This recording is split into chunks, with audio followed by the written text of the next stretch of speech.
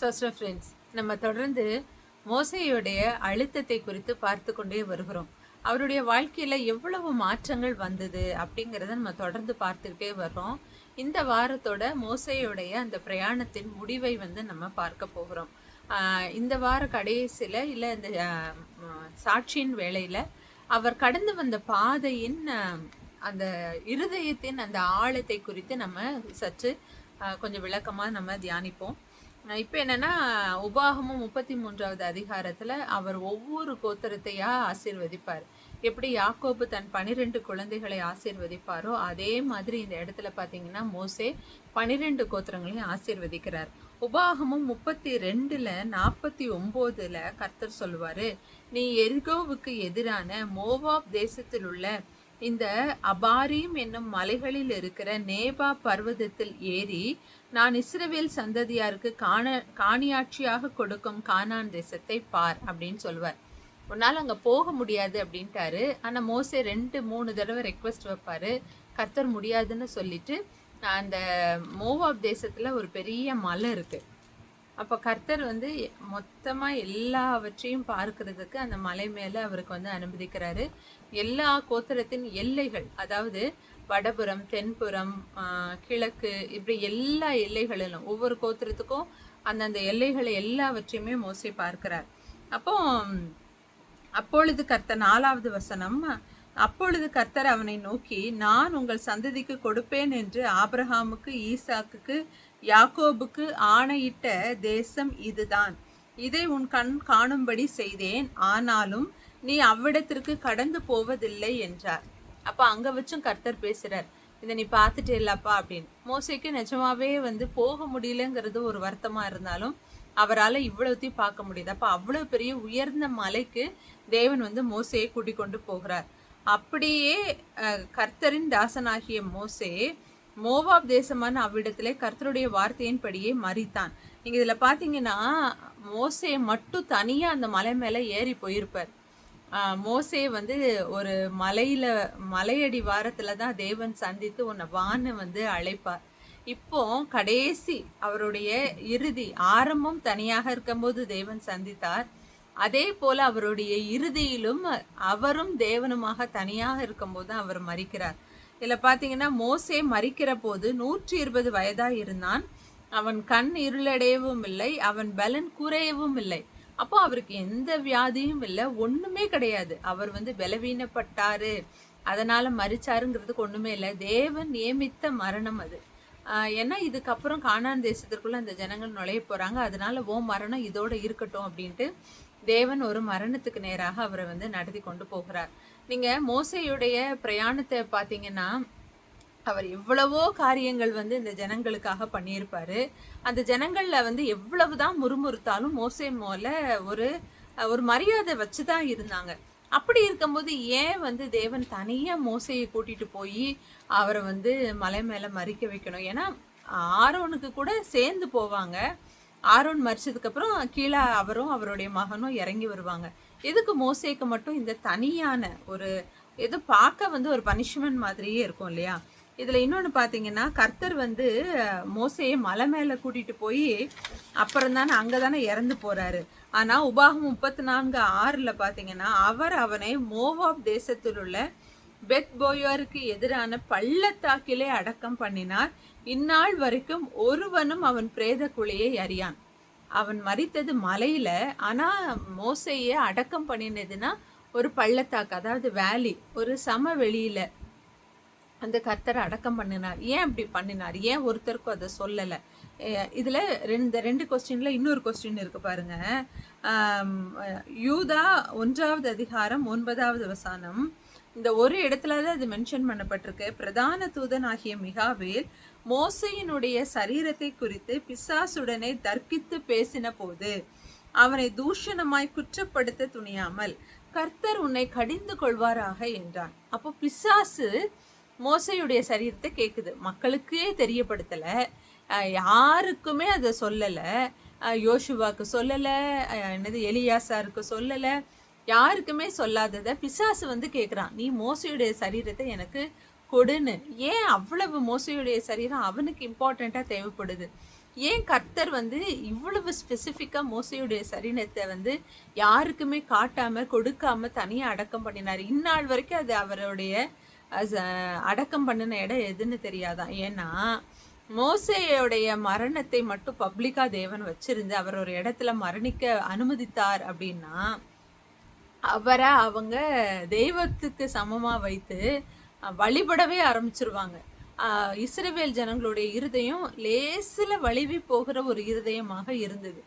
அதனால மோசே இவ்வளவு அற்புதம் அவரை எவ்வளவு முறுமுறுத்தாலும் அவர் மேல அவங்களுக்கு ஒரு மரியாதை இருந்ததுனால அவருடைய மரணத்திற்கு பின்பாக அவர் அவர் இறந்த இடத்துல ஒரு தூணை நிறுத்தியோ இல்லை ஏதாவது ஒரு காரியங்கள் செய்தோ அவரை பின்னாட்களில் தெய்வமாக வழிபட ஆரம்பிச்சிருவாங்க. பிசாசும் அந்த நோக்கத்தோட தான் இந்த இஸ்ரவேல் ஜனங்களை வழிவிலக பண்ணணும் அப்படின்னு சொல்லி தான் பண்ணுறான். நீங்கள் நினைக்கலாம் அவர் வந்து ஏதோ தப்பு பண்ணிட்டாரு அதனால் பிசாசு அதை வந்து மோசையுடைய சரீரத்தை கேட்குதுன்னு இருக்கலாம். ஏன்னா அவர் வந்து ஒரு கொலை செய்து இருக்கிறாரு. ஆனால் அந்த கொலைக்கான தண்டனை மோசை அனுபவித்தாரா அப்படின்னா நம்ம இப்படி பார்த்துருக்கவே முடியாது. அப்போ இரத்த பழி மோசை மேலே இருக்குது. அதனால அந்த இரத்த பழிக்காக பிசாசு தேடி வந்திருக்கலாம். ஜீவனுள்ளவனை தானே பிசாசு வந்து ஆட்கொள்ள முடியும். மரணித்த ஒருவனை எப்படி ஆட்கொண்டு அவன் மூலமாக தவறுகள் நடக்க முடியும்னா, ஏன்னா மோசையுடைய ரோல் அப்படிப்பட்ட ரோல். இறந்து போன மோசையோட சரீரத்தை வைத்து கொண்டு கூட அநேகரை கர்த்தரை விட்டு தூரம் போக்க முடியும்னு அவன் அறிஞ்சதுனால தான் மிகாவேல் கிட்ட போய் சண்டை போடுறான், எனக்கு வந்து மோசையுடைய சரீரத்தை கொடு அப்படின்ட்டு. அப்போ அந்த காரணத்தினால தான் மோசையுடைய சரீரத்தை யாருக்குமே சொல்லாம மோசையை தனியா அழைத்து கொண்டு போய் தேவன் இப்படிப்பட்ட காரியத்தை வந்து செய்கிறார். நம்ம இயேசு கிறிஸ்துவோடைய காரியத்துல கூட பாத்தீங்கன்னா, இயேசு கிறிஸ்து மரிச்சதுக்கு அப்புறம் அவர் கல்லறை இருக்கிற இடத்துக்கு பெண்கள் எல்லாரும் வர்றதை நம்ம பார்க்கிறோம். சுகந்த தூப வர்க்கம் எடுக்கிறதுக்கு, நிறைய காரியங்கள் எடுக்கிறதுக்கு அதிகாலை வேளையில கிளம்பி வர்றதை நம்ம பார்க்குறோம். அவங்க அன்பின் நிமித்தமா செய்கிறாங்க. ஒருவேளை இந்த ரோமர்களுடைய கட்டுப்பாடெல்லாம் தளர்ந்ததுக்கு அப்புறம் அவர் மேல விசுவாசம் வைத்த அநேகர் அந்த கல்லறைக்கு வந்து அவரை வழிபட கூட ஆரம்பிச்சிருக்கலாம். கர்த்தருடைய இந்த உயிர்ப்பு அதை வந்து மாற்றினது. நிறைய பேருடைய மரணம் இல்லை அவர்கள் மறித்த இடம் வந்து திரும்ப ஆக்சஸ் பண்ண முடியாத இடமா இருக்கும் பெரிய பெரிய தலைவர்கள். ஏன்னா அவங்கள இந்த ஜனங்கள் வந்து பண்ணிடக்கூடாது. இப்போ கூட நம்ம நாட்டில் அப்படிதானே, மறைந்த நிறைய தலைவர்களை வழிபடுகிற கலாச்சாரம் நமக்கு இருக்கு இல்லையா? அதனால தேவன் வந்து அதை மோசேக்கு அனுபவிக்கல. மோசே எப்படிப்பட்ட ஒரு நபரா இருந்தாருன்னா, முகமுகமா பேசின ஒரு நபராக இருந்தார். அதாவது ஒரு மனுஷன் வந்து ஒரு தேவனோட இவ்வளவு தூரம் ஒரு ஐக்கியத்துல இருக்க முடியும். இது வந்து இப்ப இருக்கிற ஆவியானவர் காலத்துல இல்லை, அப்போ பரிசுத்தமுள்ள யாரும் காணக்கூடாத அப்படிப்பட்ட அதர்சமான தேவனோட மோசே முகமுகமாக பேசினார். அப்போ வந்து பாவ நிவாரணக்காக தேவனுடைய ரத்தம் கூட சிந்தப்படலை. அப்போ அப்படிப்பட்ட காலத்துல கூட ஒரு மனுஷன் தேவனோட பேசினா அப்படிங்கிறதுக்கு ஒரே ஒரு உதாரணம் யாருன்னா மோசே தான். உபாகம் 34:12 கர்த்தரை முகமுகமாக அறிந்த மோசையை போல ஒரு தீர்க்கதரிசி இஸ்ரவேலில் அப்புறம் எழும்பினதில்லை என விளங்கும். அந்த அளவுக்கு மோசே ஒரு ரிலேஷன்ஷிப்ல இருந்தார். அப்போ இந்த காலத்துல நம்மளால ஆவியானவரின் துணை கொண்டு எவ்வளவு தூரம் தேவனோட நெருங்க முடியும் அப்படிங்கிறத மோசையோட லைஃப்பை வச்சு நம்ம வந்து கொஞ்சம் அனலைஸ் பண்ணி பார்க்கணும். ஏன்னா அவர் வந்து ஒரு பாவம் செய்திருந்தார். அந்த பாவத்துக்கு அவர் குற்ற நிவாரண பலி செலுத்தினாரான்னு கூட தெரியல. ஆனா அப்படிப்பட்ட ஒரு நபரை தேவன் சூஸ் பண்ணி பெரிய பெரிய திட்டங்கள் எல்லாம் அவர் மூலமாக செயல்படுத்தி ஒரு என்டையர் லாவையும் ஒரு என்டையர் நேஷனையும் நடத்தி கொண்டு போகிற ஒரு பெரிய டாஸ்கை வந்து மோசேக்கு கொடுத்திருந்தார். அப்படிப்பட்ட ஒரு டாஸ்கை ஃபுல்ஃபில் பண்றதுக்கு ஏற்ற மனுஷனா தேவனுடைய கண்கள்ல மோசே காணப்பட்டார். இன்னொன்னு பாத்தீங்கன்னா, மோசே கானான் தேசத்துக்குள்ள போகவே இல்லை.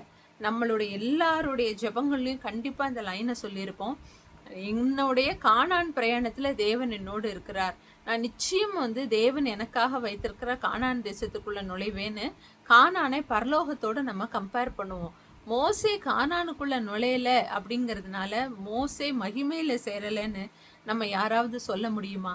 அதாவது நம்ம கண்கள் பார்க்கிற ஒரு வாழ்க்கை தரம் தான் தேவனுடைய பார்வையிலையும் இருக்குங்கிறத நம்ம ஒவ்வொருவருமே மாற்றிக்கொள்ளணும்.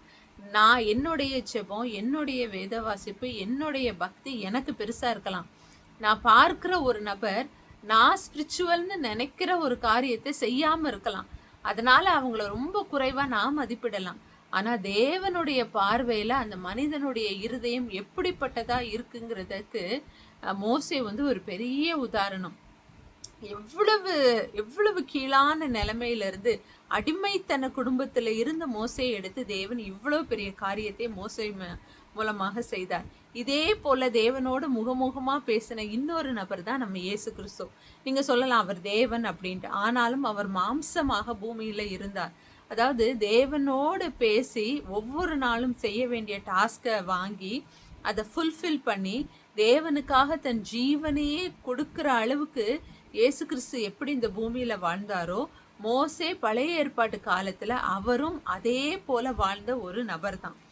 இதுல பாத்தீங்கன்னா மோசே வந்து நிறைய அற்புதங்கள் செய்தாரு. அவர் வந்து பாதைகள் இந்த இஸ்ரவேல் ஜனங்களை கானான் தேசத்தின் பாதையில வழி நடத்தினாரு. நிறைய லாஸை வந்து தேவன் கிட்ட இருந்து வாங்கி கொடுத்தாரு. இறுதி டெஸ்டினேஷன் ஆகிய கானான் வாசல் வரைக்கும் கொண்டு போயிட்டார். நம் தேவனாகிய இயேசு கிறிஸ்து வலிகளின் மூலமாக, இரத்தத்தின் மூலமாக, மரணத்தின் மூலமாக நமக்கு விடுதலை கொடுத்தார்.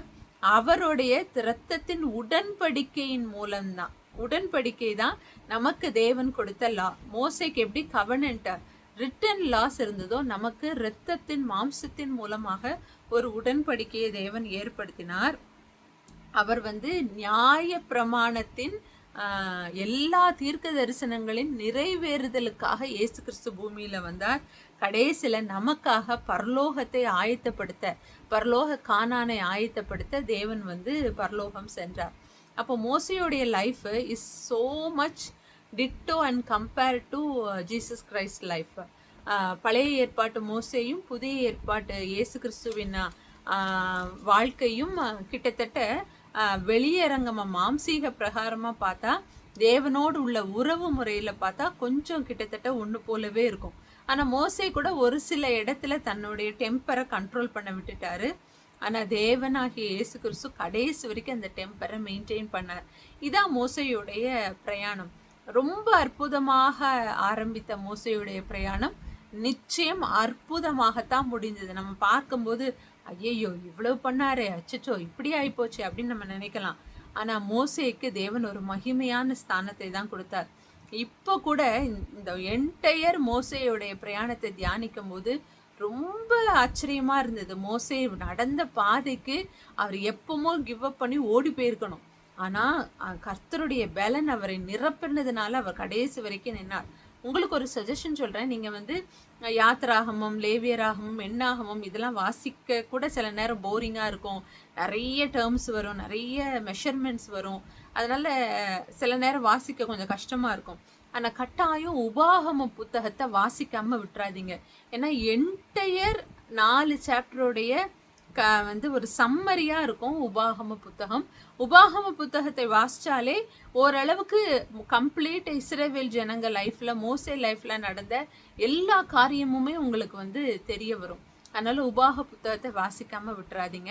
இனி தொடர்ந்து வர்ற அடுத்த 2 வீடியோல நம்ம மோசையுடைய வாழ்க்கையின் ஏற்றத்தாழ்வுகளை, அவர் மனம் எப்படி போனது அப்படிங்கிறத நம்ம பார்க்கலாம். அதுக்கப்புறம் இது போக அவர் லைஃப்ல நடந்த நிறைய இம்பார்ட்டன்ட் திங்ஸையும் நம்ம வந்து பார்க்கலாம். God bless you.